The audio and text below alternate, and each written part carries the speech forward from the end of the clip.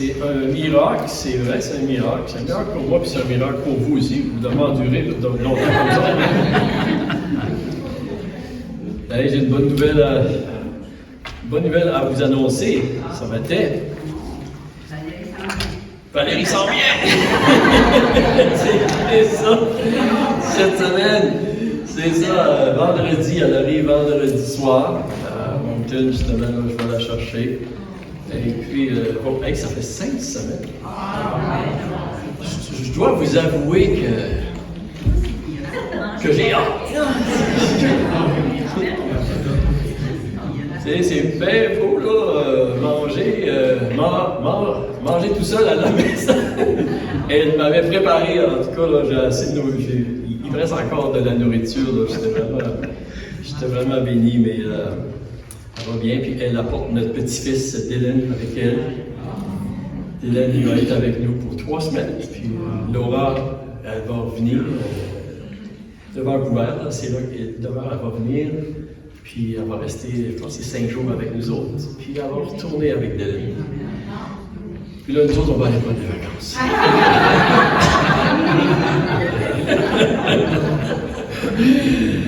Oh. Amen. Merci Seigneur pour les familles qui nous donnent. Amen. C'est vraiment béni. Bien écoutez, ce matin, si vous avez vos Bibles avec vous, j'aimerais que vous puissiez tourner dans l'Évangile de Matthieu, le chapitre 9. Matthieu, le chapitre 9. Et le titre du message que j'aimerais de vous partager, ça s'intitule « Une soupe pour tout le monde ».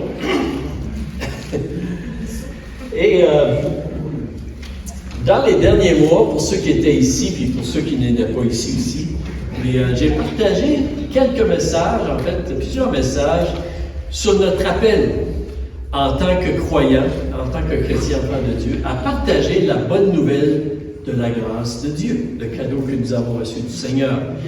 Et on a lu plusieurs fois cette année, lorsque l'apôtre Paul, lorsqu'il nous parle de sa course, d'accomplir sa course, il fait mention du ministère aussi qu'il a reçu, de annoncer la bonne nouvelle de la grâce de Dieu. Et il dit ceci dans Actes 20-24. Puis vous savez, Jésus, il nous appelle tous à partager l'Évangile, à partager la bonne nouvelle de la grâce de Dieu que nous avons reçue. Et j'entendais cette semaine quelqu'un qui disait que l'Évangile, c'est pas comme un biscuit, mais c'est comme un gâteau. C'est pas comme... Ici, on dit un cookie, puis à Richiboutou, ils disent cookie aussi. Il dit, c'est pas comme un biscuit, mais c'est comme un gâteau. Tu sais, un biscuit, ça, tu le prends, puis tu le manges. C'est pour toi. Mais un gâteau, tu dois le partager. C'est fait pour partager. Bien, l'Évangile aussi, c'est comme ça. Dieu qui nous a bénis, vous savez, il veut que nous puissions le partager autour de nous.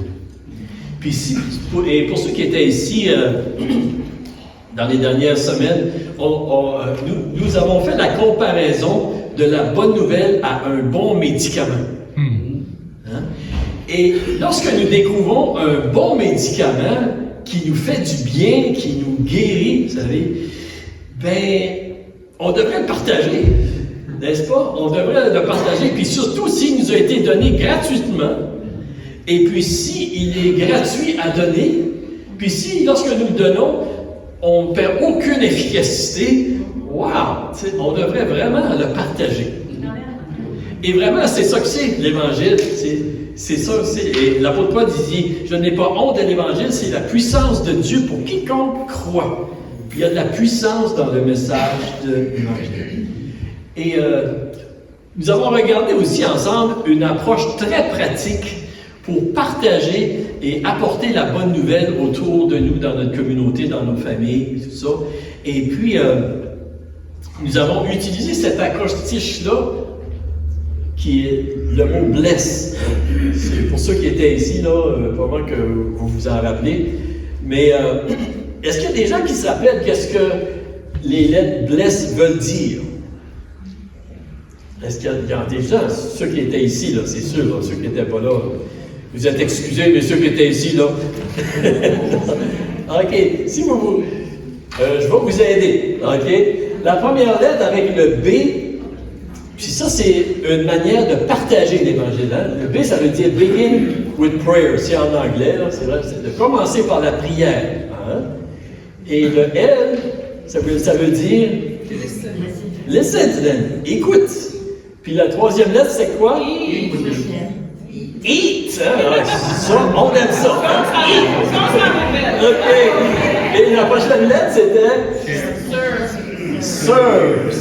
Servez-les. Puis la dernière lettre? Share. Partage Jésus avec eux autres. Et on a vu ensemble que premièrement, on a vu l'importance de la prière. On a commencé là. Parce qu'il ne faut jamais oublier que nous sommes dans une guerre spirituelle avant tout. Et il faut combattre avec des armes spirituelles. On peut avoir un beau message, puis des beaux arguments, puis tout ça, mais vraiment, c'est spirituellement que ça se passe. Et les gens ont besoin d'être convaincus par le Saint-Esprit, et le voile qui les aveugle a besoin d'être brisé. Amen?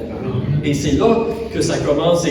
C'est pourquoi la prière est si importante pour nos familles, pour nos amis, nos voisins, nos villes, notre nation. Et en fait, tout à l'heure, lorsque les gens priaient, on priait exactement dans la bonne direction. Et on a vu aussi l'importance de l'écoute. Hein? Mais ça commence, écouter, c'est important.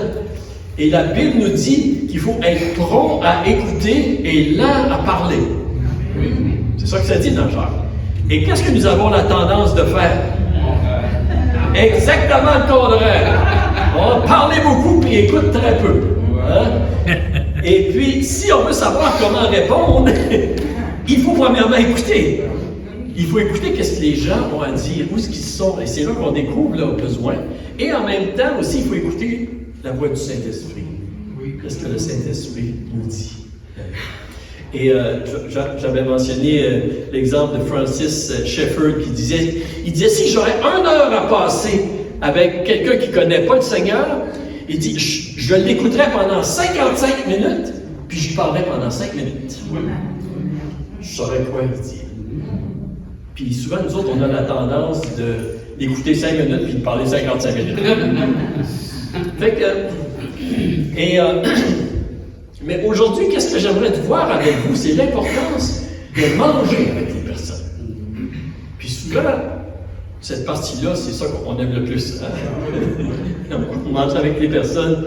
Mais il faut comprendre, vous savez, que lorsque nous acceptons de manger avec des personnes ou que nous les invitons pour un repas, on leur offre de la nourriture, on leur offre un petit lunch. Vous avez bien entendu ça, hein? Des personnes qui ont apporté des petits lunchs l'automne passé. Là.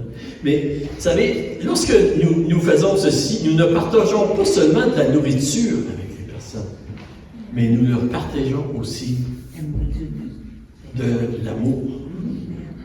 On leur partage, vous savez, une nourriture qu'on pourrait dire invisible. On leur partage de la chaleur humaine qui ont besoin.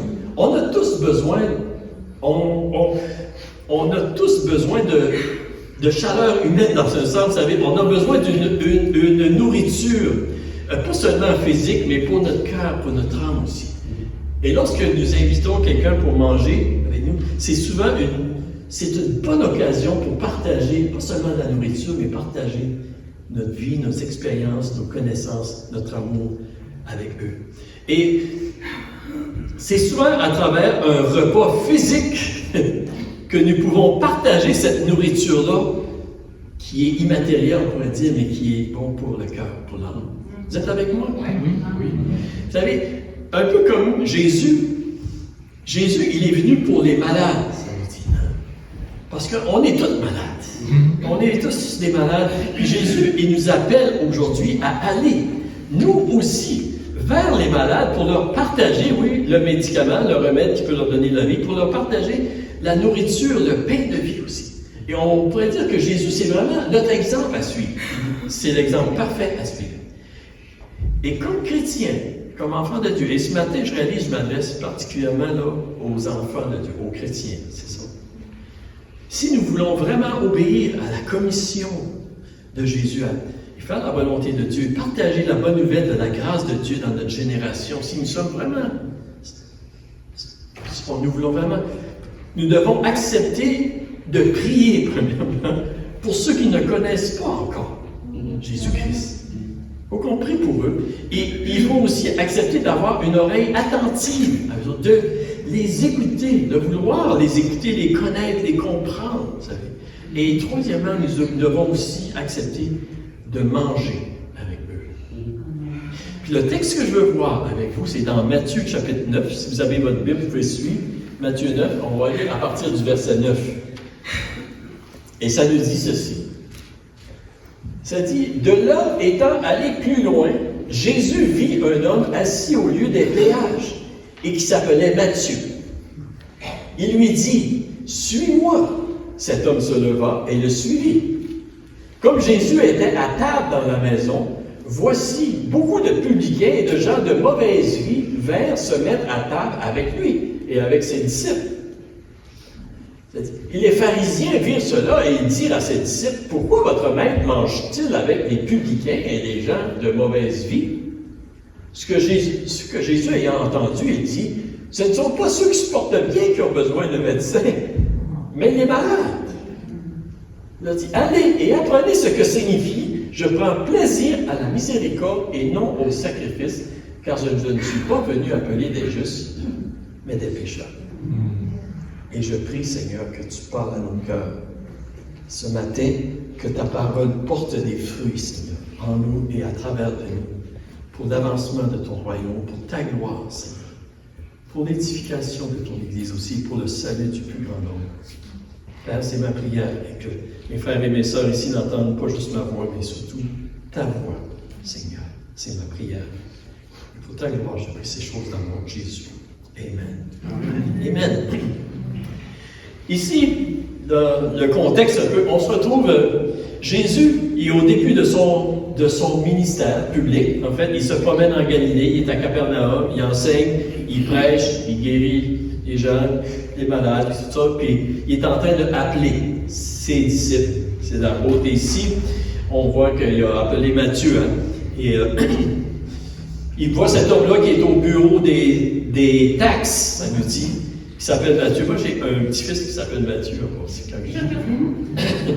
Matthieu, ça veut dire don de l'Éternel. Je prie pour lui, je pense. Mais, OK, ça, c'est juste le grand-papa qui parle. Vous êtes coupables, vous autres aussi. Mais Jésus, ici, il lui dit, il appelle Matthieu à la suite, il dit, suis-moi. Puis Matthieu, ça nous dit, il se lève, puis il se met à suivre Jésus. Matthieu, hein, vous connaissez probablement, c'est un juif, un collecteur d'impôts au service de l'Empire romain. Puis les collecteurs d'impôts, dans ce temps-là, là, ils n'étaient pas trop aimés. Je ne suis pas sûr s'ils sont aimés encore aujourd'hui. Mais en tout cas. On les voit pas face à face. Oui, c'est ça. Mais c'est pas le job que j'aimerais aimer. Mais parce que dans ce temps-là, les collecteurs d'impôts, ils connectaient pas seulement l'impôt, mais ils connectaient un petit peu plus pour s'enrichir personnellement.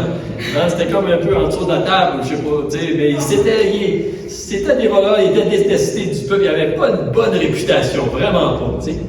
Puis pourtant, Jésus, il voit Matthieu, puis il l'invite à le suivre. Wow! Vous savez, si ça aurait été nous là, qui aurions choisi les disciples de Jésus, là, pas sûr. On aurait choisi Matthieu.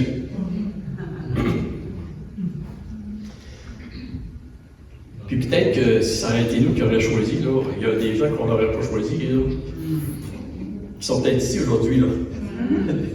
Vous autres inclus.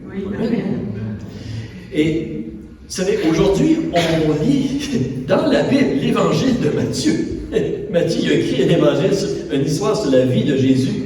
Et qu'est-ce que je veux dire par ceci? Ne minimisons pas ce que Dieu peut faire dans la vie d'une personne. Même si c'est des gens de mauvaise réputation. Le Seigneur, il prend qu'est-ce qu'il y a, puis il fait quelque chose. C'est lui qui fait vraiment des choses. N'ayons pas peur de parler de Jésus et de les inviter à suivre Jésus.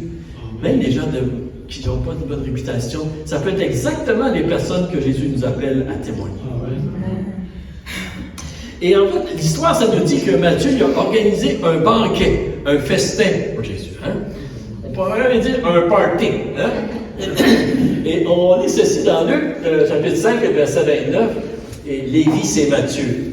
Dans la ville, il y a le nom Lévi, il y a le nom Matthieu aussi. C'est la même personne. Ça dit, Lévi lui donna un grand festin dans sa maison et beaucoup de publicains, de collecteurs d'impôts et d'autres personnes étaient à table avec eux. Et ici, on voit que Matthieu, il accepte, il se lève, il commence à suivre Jésus, tout ça. Et Matthieu, il n'a pas caché sa foi, sa relation avec Jésus. Il n'a pas eu honte de Jésus. Amen. Hein? Il a organisé un banquet. Il a organisé un repas, puis il a invité ses amis, qui étaient la plupart des collecteurs d'impôts, puis c'était des gens de mauvaise vie, des gens qui étaient sur, on va dire, je dis comme ça, sur le party un peu. Tu sais. Et il les a invités de cette façon-là. Vous savez. Et Matthieu, c'est un exemple pour nous de la façon qu'il a déclaré sa foi publiquement. Il n'a pas caché sa foi, il n'a pas eu honte de sa foi, mais publiquement, il a déclaré sa foi qu'il y avait Jésus, puis il était ouvert que les gens entendent parler de Jésus. Amen. Et je pense que ça, c'est un bon exemple pour nous aussi, de ne pas avoir honte de notre foi, de ne pas avoir honte. Et Jésus, il a accepté d'aller manger avec Matthieu, et même avec ses amis, tu sais. J'ai l'impression qu'il dit « Why not? » Hein? Et certaines personnes n'étaient pas trop impressionnées avec Jésus à ce moment-là. Ils n'étaient pas trop d'accord qu'il allait manger avec cette gang-là. Il dit si Jésus viendrait réellement de Dieu, là, il ne mangerait pas avec ces personnes-là. C'est comme ça qu'eux autres pensaient. Mais la raison pourquoi Jésus est allé au banquet de Matthieu, c'est parce que pour Jésus, c'était une place idéale pour connecter avec les pécheurs. C'était une place idéale. Quelle belle opportunité. Il ne manquerait pas cette opportunité-là. Et qui sait combien de ces personnes-là qui étaient là, qui ont été touchées par le Seigneur, puis qu'éventuellement, ils ont marché avec le Seigneur. On ne sait pas, vous savez, mais il y en a probablement plusieurs. Mais Jésus était à table dans la maison. Puis Matthieu en train de manger avec ces gens-là. Puis je vous poserai la question ce matin. Que pensez-vous était le sujet de leur conversation? De quoi pensez-vous qu'ils parlaient?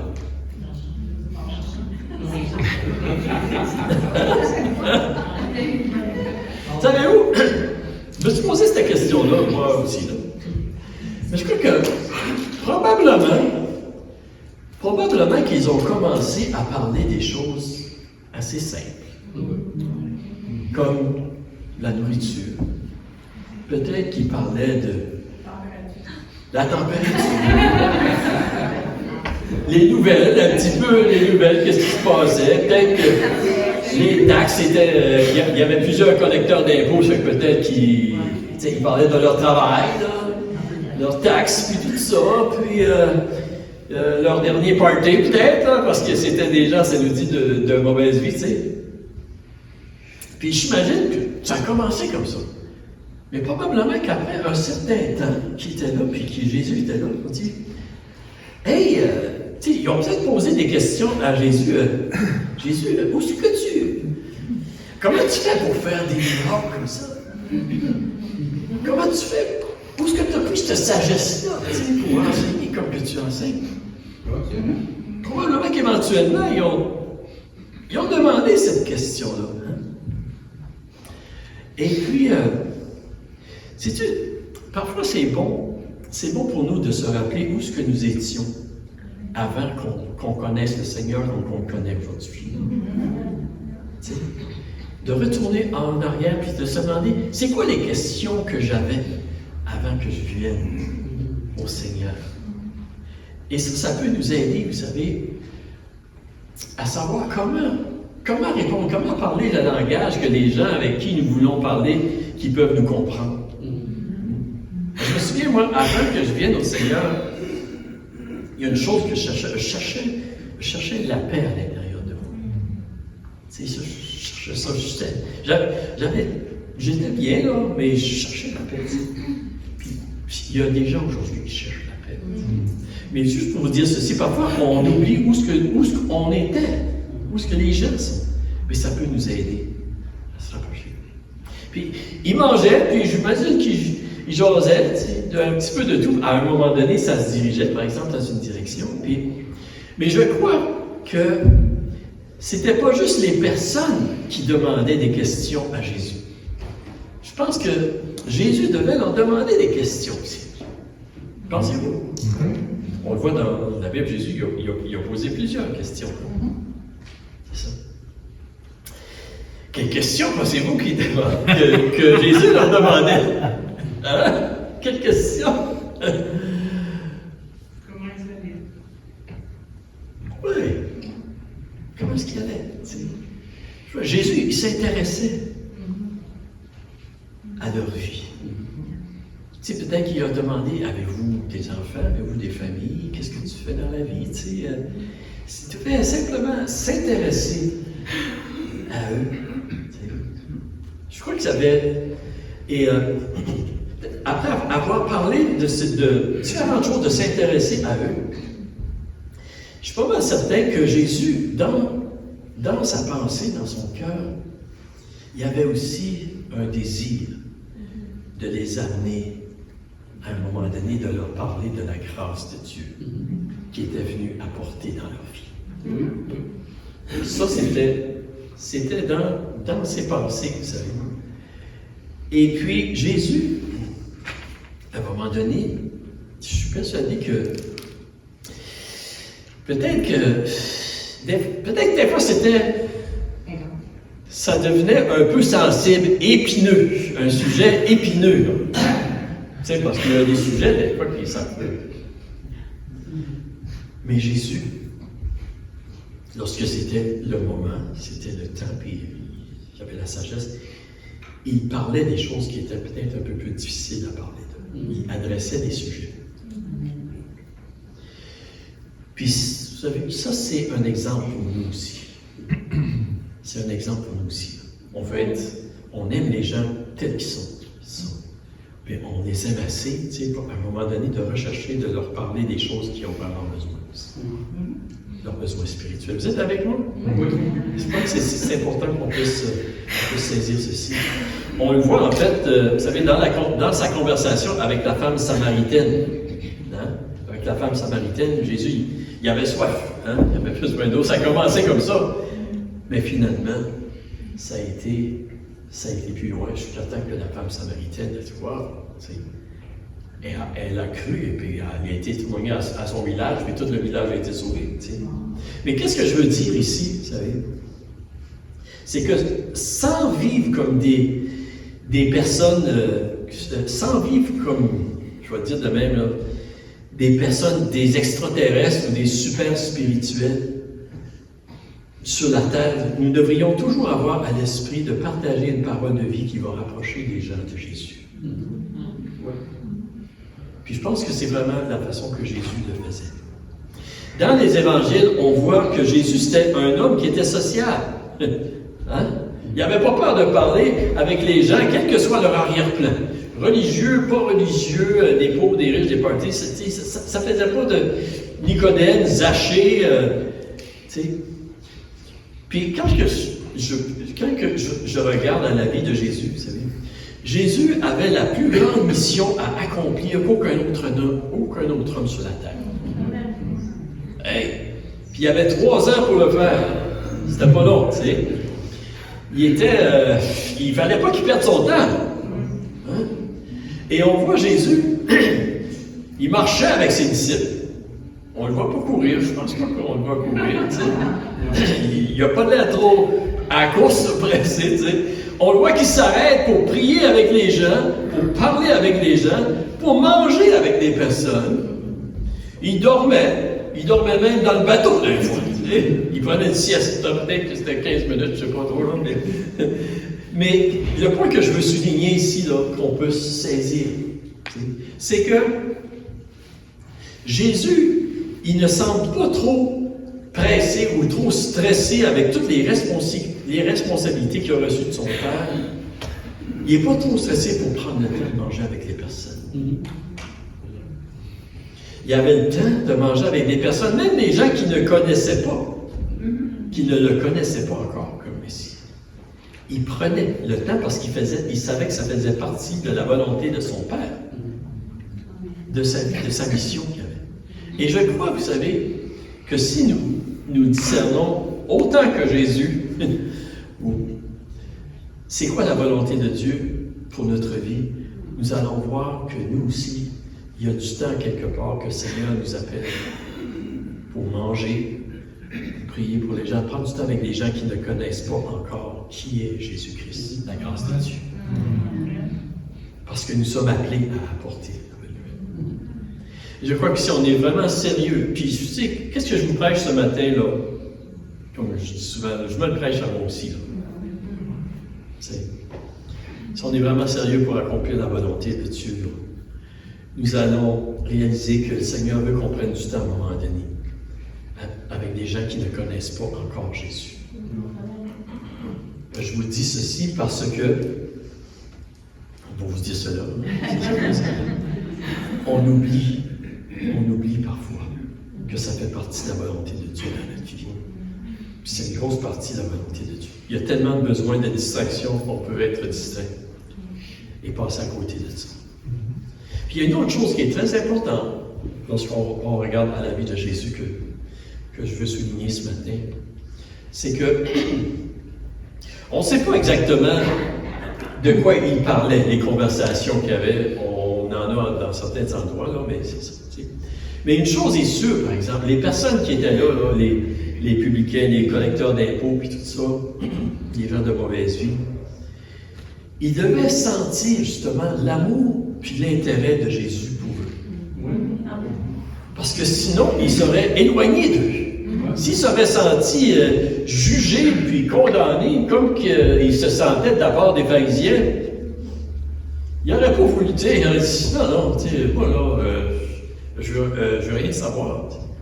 La Bible nous dit que Jésus était l'ami des pécheurs.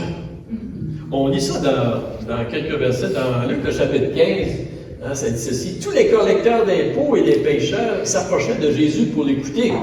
Mais les pharisiens, les spécialistes de la loi, murmuraient, disant, cet homme accueille des pécheurs et mange avec eux. Bon.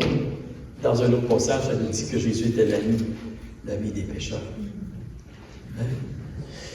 Puis, vous savez, même si nous ne sommes pas les amis de tous les pécheurs devraient être tous nos amis.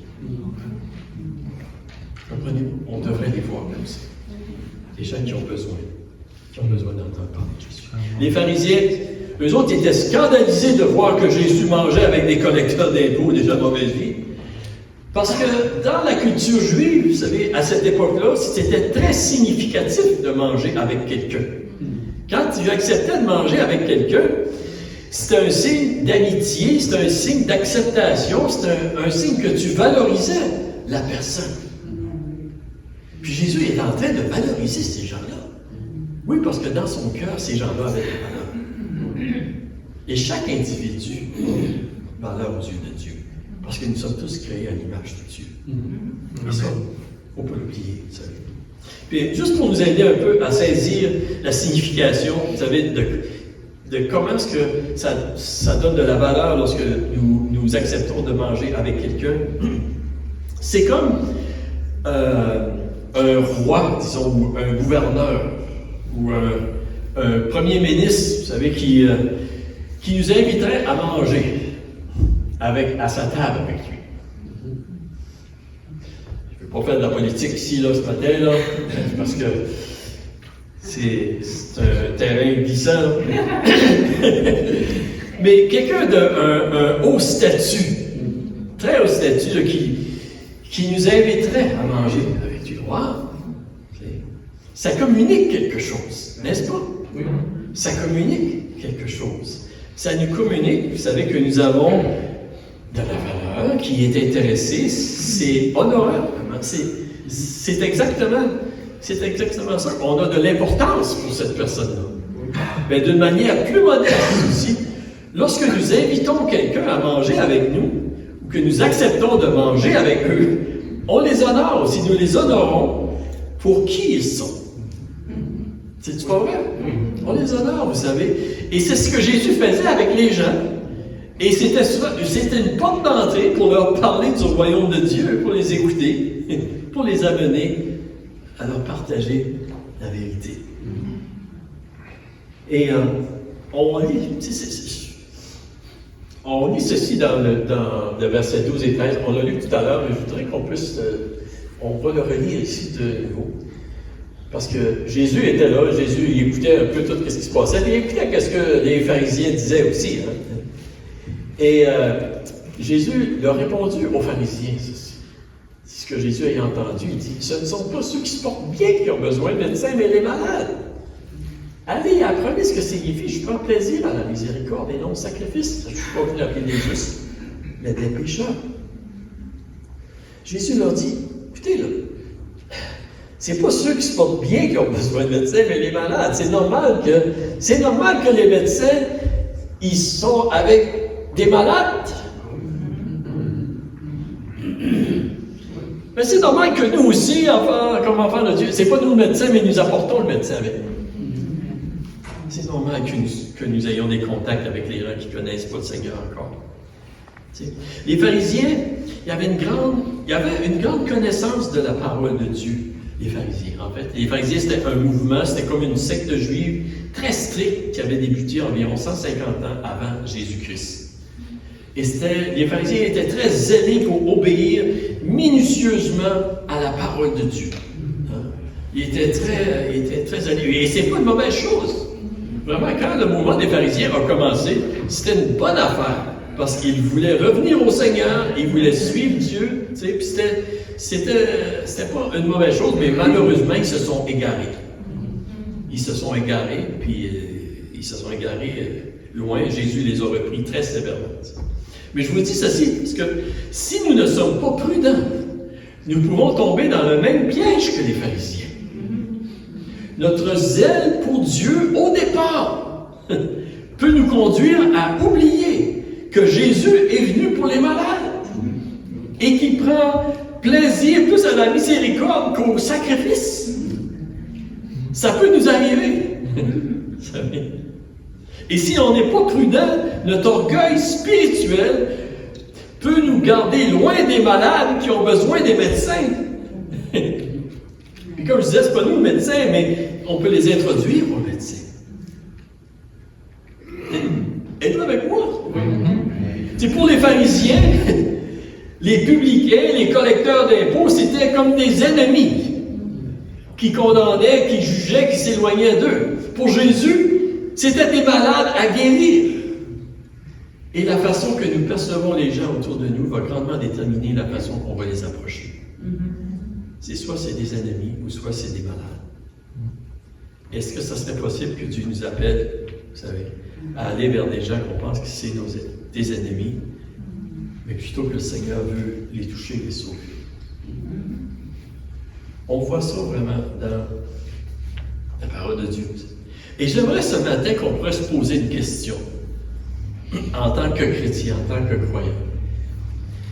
Et la question que j'aimerais qu'on puisse se poser est celle-ci. Êtes-vous prêts? Oui. Ça, c'est pas des Smarties, par exemple, à cette là. C'est la question à se poser. Est-ce que dans tous les repas que je dois prendre, il y a de la place pour prendre un repas avec une personne qui ne connaît pas encore Jésus? On mange à peu près 21 repas par semaine, 91 par mois, 1092 repas par année. À peu près. Plus ou moins, non? Est-ce que dans les repas que nous prenons, est-ce qu'il y a de la place ou des initiatives, des pensées dans notre cœur pour des repas avec des personnes qui ont besoin de rencontrer Jésus, le grand médecin? Écoutez, je pense que c'est une bonne question, une bonne réflexion à se poser en tant qu'enfant de Dieu. Comme chrétien, vous savez, comme enfant de Dieu, on aime bien se rencontrer puis manger ensemble. Puis c'est excellent, puis c'est une bonne chose. Puis Jésus, il mangeait avec ses disciples, il passait beaucoup de temps avec ses disciples. En fait, il enseignait plein de choses avec beaucoup de leçons, il faisait beaucoup de formations de disciples en prenant des repas avec ses disciples. La Sainte Seine a été en fait instituée pendant un repas. C'est ça. Et mais Jésus a mangé aussi à plusieurs reprises avec des pécheurs, des gens de mauvaise vie, au point qu'on l'appelait l'ami des pécheurs. Je pense que c'est une chose à réfléchir. Est-ce qu'il y a dans notre vie les planifications, dans nos parents, une place pour manger intentionnellement avec des personnes qui ne connaissent pas encore Jésus comme leur sauveur? Vous savez, lorsque je réfléchissais, lorsque je préparais ce message-ci, ça m'a rappelé quelque chose. Lorsque j'étais au cégep en 1977, ça fait longtemps. Et ça, tu sais, j'étais au collège, au cégep, et puis je vous ai déjà parlé de ce gars-là. Il s'appelait Brian. Oh, il était tannant. Il parlait de Jésus tout le temps. Mais il était nice quand même. T'sais. Il était nice, puis il jouait la guitare, puis il montrait des tunes de guitare. Ça m'a. Disons que ça cliquait avec moi pas mal. J'aimais ça. C'était un bon musicien, il était vraiment gentil. Mais il était étonnant parce qu'il apportait tout le temps Jésus dans quelque point. Mais il y a une chose que j'appréciais de lui. Il m'invitait à souper chez eux. Quand tu es au collège, là, quand tu es au collège, tu as quelqu'un qui t'invite pour manger un bon repas, là. Ouais. Ok, tu sais, je vais l'endurer, là, mais. Et je me souviens, sa femme était vraiment gentille. Il y avait 3 petites filles qui étaient vraiment, vraiment fines. En fait, je me souviens pas trop du quoi on parlait d'eux. Mais je me souviens qu'avant de manger, on priait. Il priait. Il arrêtait, puis il priait. Puis ça, je trouvais ça bien. Puis il y a une chose, c'est que j'appréciais l'hospitalité. J'appréciais vraiment son hospitalité. Il me donnait une drive à part de ça. J'avais pas d'auto dans ce temps-là. Il venait me chercher, il me ramenait. Pourquoi est-ce qu'il donne toute cette misère-là pour moi? C'est avec ça. Mais le Seigneur avait mis un amour dans son cœur pour moi. Je ne comprenais pas dans ce temps-là. Mais savez-vous qu'après plusieurs repas, et plusieurs repas, je me souviens, et je vous l'ai déjà dit à un moment donné dans un groupe de personnes, c'était comme une cellule, une étude biblique. Il a demandé si quelqu'un voulait accepter le Seigneur. Amen. Puis à la fin de l'étude, j'ai levé ma main comme ça. Puis j'ai prié. Je ne me souviens pas que j'ai prié, mais j'ai prié. Puis j'ai accepté le Seigneur. Puis wow! Ça m'a frappé. Il y a quelque chose. Je vous le dis, là, je me souviens, quand j'ai retourné dans ma chambre, où est-ce que je restais, j'ai dit, wow! Hey, c'est merveilleux! Même dans ce temps-là, je disais ça. J'avais reçu quelque chose vraiment, puis c'était une semence. Je vous dis, c'était une semence qui avait été semée dans mon cœur. Et puis malheureusement, lorsque j'ai terminé le cégep, il est retourné à Chibougamau, puis là, je me suis retrouvé, j'avais plus personne à côté de moi, il n'y avait plus de chrétien à côté de moi, j'avais pas de. Puis j'ai comme abandonné le Seigneur pendant environ 6 ans. J'aurais eu besoin de manger encore avec Brian. S'il y avait eu j'aurais eu besoin, parce que quand on est bébé spirituellement, on est vulnérable. J'aurais eu besoin certainement de me retrouver à sa table.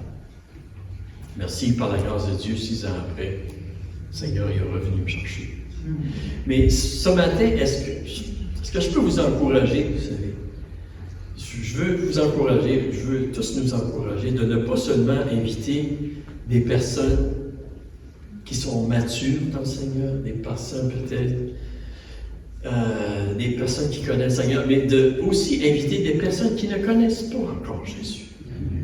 De les inviter à votre table, d'aller manger avec eux, peut-être au restaurant aussi, ça peut se faire de différentes manières, vous savez. Et aussi, des nouvelles personnes qui commencent dans la foi, ils ont besoin de... C'est pas juste un repas. Tu sais, des fois, il faut qu'il y a besoin de plus. Et je sais que pour plusieurs personnes, ça demande un effort socialement pour développer une nouvelle relation personnelle. C'est pour plusieurs personnes. Il y a des gens qui n'ont pas de problème avec ça. C'est facile, tu sais, mais pour d'autres personnes, c'est un peu plus difficile. Puis on est tous différents. Puis Dieu nous a fait différents. Et je comprends, vous savez. Mais je veux simplement vous encourager ce matin. Je veux nous encourager que dans nos pensées, dans notre cœur, il y a de la place pour des malades qui ont besoin du médicament. Et le Seigneur nous appelle à partager. Et parfois, c'est à travers un repos qu'on peut commencer à établir une relation, bâtir une relation pour finalement apporter le remède que le Seigneur a. Vous êtes avec moi ce matin? Oui. Pourquoi est-ce que Jésus prenait-il le temps de manger avec les collecteurs d'impôts?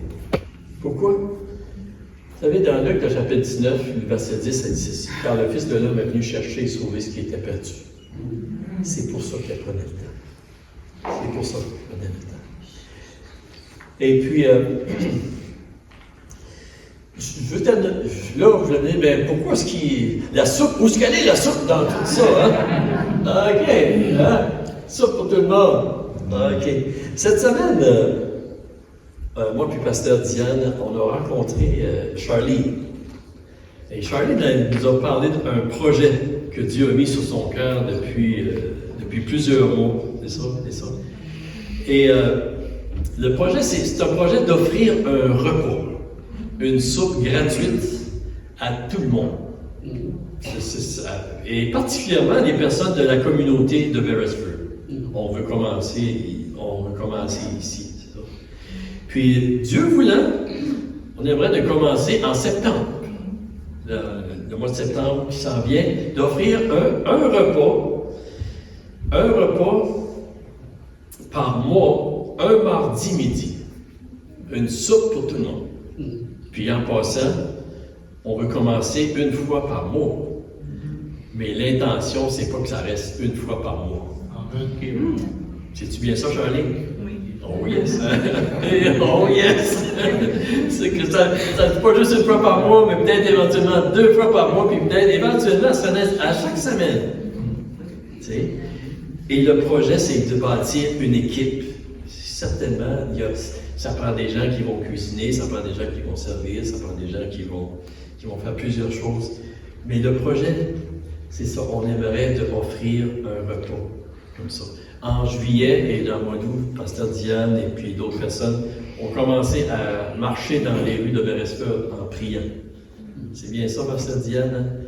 C'est ça. Et puis, on veut préparer le terrain. Et puis, en septembre, on veut commencer à offrir une soupe. Soupe pour tout le monde. Et puis, vous allez être invités. Vous êtes invités de participer d'une manière ou d'une autre, selon vos capacités, selon vos dons. Moi, je peux vous dire une chose, c'est pas moi qui vais cuisiner la soupe. Parce que les gens vont juste venir une fois et ils n'en plus jamais. Ça, c'est sûr. Mais on aimerait vraiment, parce que le Seigneur nous appelle à partager. Et vous savez, lorsqu'on partage la bonne nouvelle, pas seulement qu'on amène la joie dans la vie des gens qui peuvent rencontrer Jésus, mais en même temps qu'on sème la joie, on est rempli de joie. C'est-tu pas vrai? C'est ça, hein? C'est comme ça, c'est en donnant. Il y a plus de joie à donner qu'à recevoir. En fait, les gens qui vont recevoir cette soupe-là, pas seulement qu'ils vont être bénis, mais nous aussi, on va être bénis. on le fait pour eux autres, il faut le faire avec un cœur bien disposé, mais... Et ça lorsque... OK, ça c'est un autre message. Là, je prêche plus, c'est un message une autre fois. Mais simplement, je veux vous semer de la semence cet automne, et une soupe pour tout le monde. Puis, en fait, le sujet, le nom soupe pour tout le monde, là, puis-tu vous dire comment est-ce que ça l'a venu? OK, s'il vous plaît. Ben, c'est sûr, hein, José, là. Non, c'est que, on était, moi, Pasteur Diane, Charlene, on discutait, puis on dit, on aurait besoin d'un thème, un nom, tu sais, pour le projet, là, quelque chose qui regroupe les gens qui, vraiment, tu sais. Puis là, on ne trouvait pas. Puis là, d'un coup, Pasteur Diane, elle se met à prier, elle prie. Puis en priant, je me souviens pas de ta prière, mais je me souviens de cette phrase-là, soupe pour tout le monde. Dans sa prière, elle dit soupe pour tout le monde. Là, ça a cliqué. Puis là, j'ai dit à Charlie, hey, Charlie, soupe pour tout le monde. Il me semble que ça sonne. C'est exactement ça que c'est. C'est pour tout le monde. Ça fait que on voudrait. Anyway, c'est de là que ça a commencé, mais je crois que ça vient du Seigneur. Oui. Ça vient vraiment du Seigneur et qu'on va voir la gloire de Dieu manifestée à travers cette soupe pour tout le monde. Puis il y a une place pour vous de vous impliquer, pour servir. Amen. Pasteur, excuse-moi. C'est right-on parce que tu es en train de faire. Je suis toujours right-on. Ça que tu dis, là, quand même, les gens, qu'on ne croyait pas, ça arrivait à Raymond. Raymond commençait à faire du bicycle électrique. Oui, voilà. Le Seigneur a mis d'aller retrouver son ami qui jouait dans la baie avec. Quand il est arrivé là, il y avait une chose, une chaise blanche. Lui, il a été le visiter. Il a appelé avant sa soeur, puis il a été le visiter. Il dit oui, il serait content de ça. Puis il a Parkinson's disease. OK? Ben, quand Raymond a été, j'ai dit, amène toutes tes photos que quand tu étais dans la baie, ces photos de lui. Lui, il était assez content de voir Raymond. Il n'a pas parlé de Jésus, tout ça. Il est arrivé là, puis il a donné des photos, puis il s'est mis à pleurer. Wow. C'était Dieu. Puis après, en voyageant encore, il rencontre un gars qui parle toujours pour les autos et tout ça. Puis il va le visiter. Puis lui, il raconte à Raymond comment est-ce qu'il s'ennuie. Ça fait 4 ans, sa femme est décédée, il est tout seul, puis il est vraiment les voir. Puis je vois vraiment la main de Dieu là-dessus.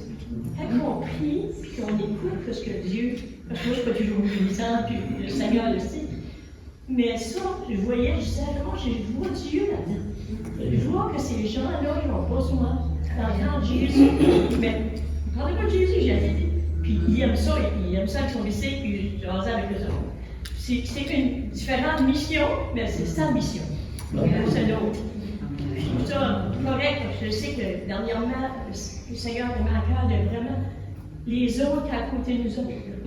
J'aime ça éviter moi aussi. C'est les autres qui connaissent tellement, qui ne connaissent pas parce qu'ils nous disent on a fait notre religion. C'est pas ça que je veux qu'ils voient. Je veux qu'ils voient qu'on les aime. C'est l'amour. Il y a beaucoup de pouvoir dans ce repos. Parce que moi et Lise, ça fait plusieurs années qu'on a commencé à prier et remercier Dieu chaque fois qu'on prenait un repos. Avant, on le faisait à la maison. Là, on a commencé à le faire des restaurants. On a commencé à le faire dans des maisons de d'autres personnes. Amen. Puis croyez-vous que les endroits où on a fait ça devant les gens, il y a beaucoup de ces gens-là qui ont revenu et ont fait la même chose que nous autres. Après, vous n'étiez plus là. Puis ils sont tournés vers le Seigneur juste pour avoir fait une prière à la table, un souper pour ici. C'est pas voyable. Tu sais comment ça peut agir dans le monde. C'est pour ça que les amis curieux aussi. Oui, curieux. Amen. Est-ce qu'on peut se lever debout? Manger? Je ne sais pas si on a une collation. Ah, on a une collation justement. Je pense que Magloire est partie là, peut-être. Et puis, mais j'aimerais qu'on pourrait chanter un chant. Puis je vais inviter Jacques, je ne sais pas si tu peux dire avec le violon aussi, puis peut-être Jean. Mais ce chant qui dit « Ranimons l'espoir ». Ranimons l'espoir de notre communauté. Il y a beaucoup de gens qui souffrent aujourd'hui et ont besoin d'entendre Jésus, puis c'est ça que nous voulons faire. travers ce repos. Pas mal bon. Amen.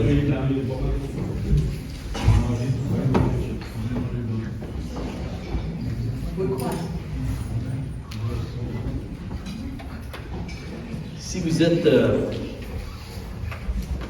on va dire, all-in, comme en bon acadien, hein?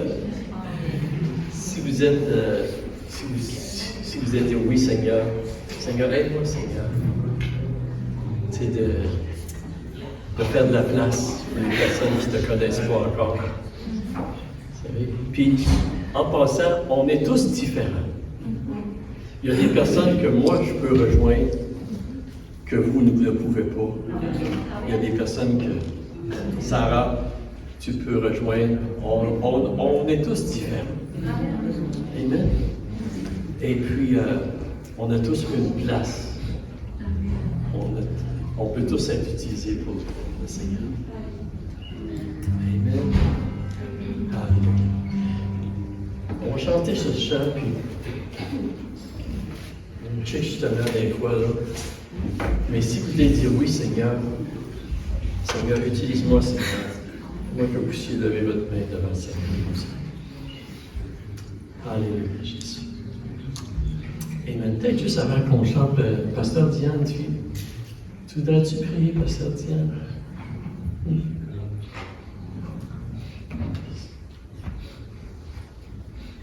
Je sais que ça brûle sur ton cœur aussi, Pasteur Diane. C'est tellement bon, Seigneur. Ton chemin est parfait. Tu es le chemin, Seigneur, la vérité, la vie, Seigneur. Tu nous guides dans le droit chemin. Et ce que tu nous amènes, Seigneur, pour voir les hommes venir à ta table, on va commencer par la table aux hommes chrétiens, nous te bénissons. Nous te bénissons parce que tu vois chaque personne, tu les utilises dans leur don, oui, comme un corps, chacun sa place, mais ça aide le corps tout entier, Seigneur Jésus. De la tête, toi, Jésus, tu nous diriges, puis après ça, on met tout ça ensemble, ça fait avancer ton royaume, Seigneur Jésus. Je prie la bénédiction sur chaque personne, dans toute leur unicité, leur couleur personnelle. Je prie la bénédiction aussi de les rassurer que qu'est-ce qu'ils apportent à ta table, c'est qu'est-ce que tu veux qu'ils apportent à ta table, Seigneur Jésus. Ils ne sont pas charlés, ils ne sont pas rassurés, ils ne sont pas gens, ils sont eux que tu appelles à te servir, Seigneur. Que leur cœur dise, oui, moi je veux te servir, Seigneur, avec qui ce que je suis, comment tu m'as équipé pour te servir.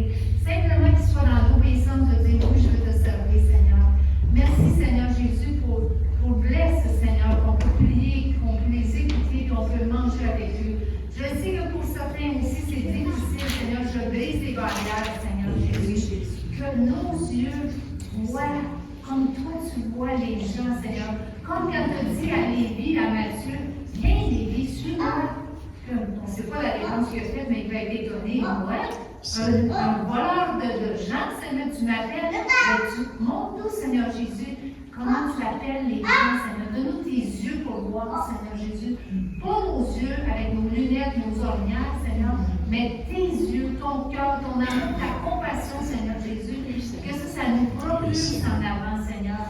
Bénis ton Église, ton royaume. Bénis ceux qui sont ici, Seigneur, et ceux qui vont s'ajouter, Seigneur Jésus. Continue à manifester ta gloire. Oui. C'est ça aussi de voir ta gloire. Manifester ta gloire, de voir les gens qui viennent à toi, qui sont libérés, les gens qui sont guéris, Seigneur Jésus. Je prie aussi pour Lise ce matin avec ses poumons, Seigneur, que tu viennes vers ta main puissante, guérissante, l'œuvre de ta croix qui soit appliquée dans sa vie. Je le prie dans le nom de Jésus. Amen.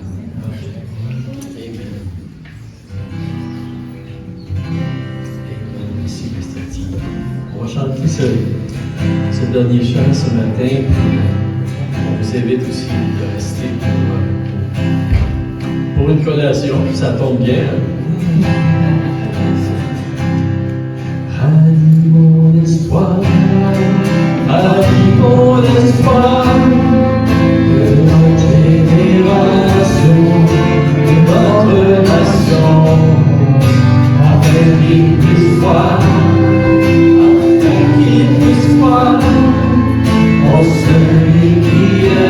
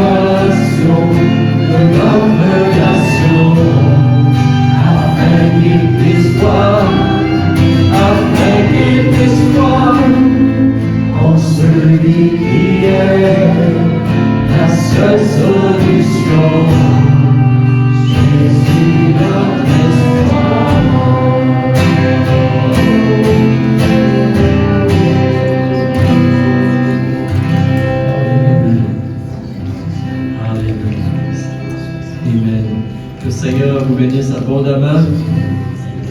Bénis, passez une bonne semaine en Jésus. Ceux qui sont en vacances, passez des belles vacances. Profitez-en, reposez-vous. Et prenez des vacances avec Jésus.